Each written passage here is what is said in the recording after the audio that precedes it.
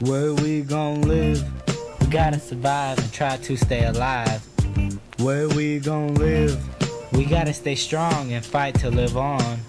Where we gon' live? It's a story of hope and courage that's shown.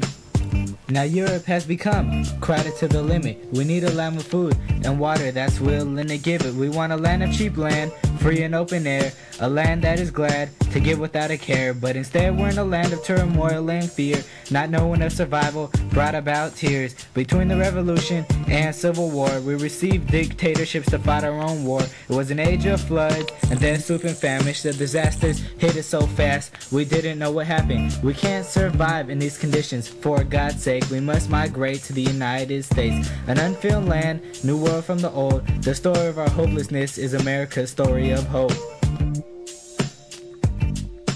Where we gon' live? We gotta survive and try to stay alive. Where we gon' live? We gotta stay strong and fight to live on. Where we gon' live? It's a story of hope and courage that's shown. Potatoes are the main food source for the Irish poor. A famine of potatoes would give life no more. But suddenly in 1845, a blight hit the potatoes that would change our lives. To 1846, it killed all the crops. To 1850, the blight finally stopped. Until the blight, our lives were being forsaken, till hundreds of thousands of lives were taken to disease and starvation. Our land was haunted by death, with no potato crops left. It's like our death days were already set. Even before the tragedy, other Irishmen had decided to leave because of the English rule, and English tried to keep. In a sort of way, America is a halfway stage to heaven, because to get there is about as hard as the heaven. The price of an ocean crossing ticket, 12 to 25. So long do our lives, that's just too high. Every day is like a Christmas day for me.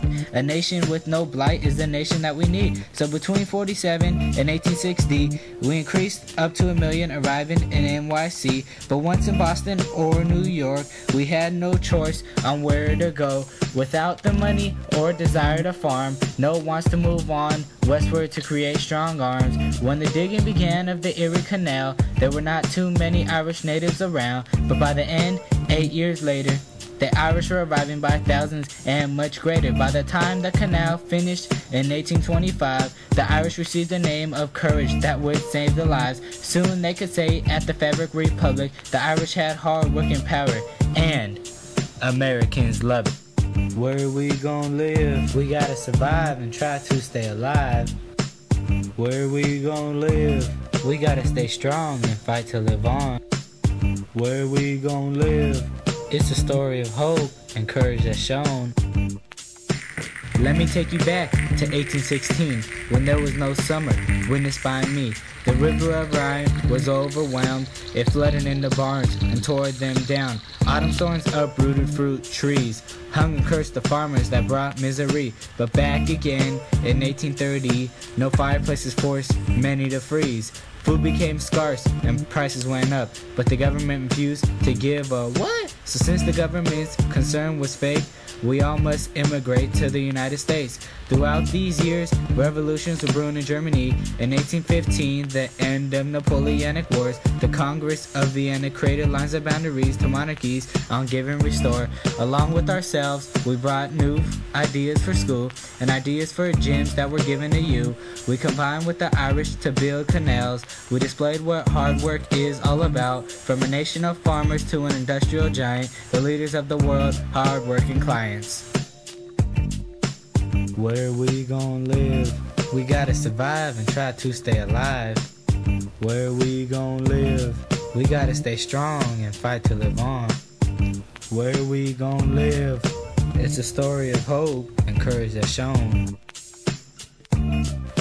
Ireland and Germany, the biggest feedings into today's population. Majority of us somehow have connections back to them. A lot of us have connections back to them.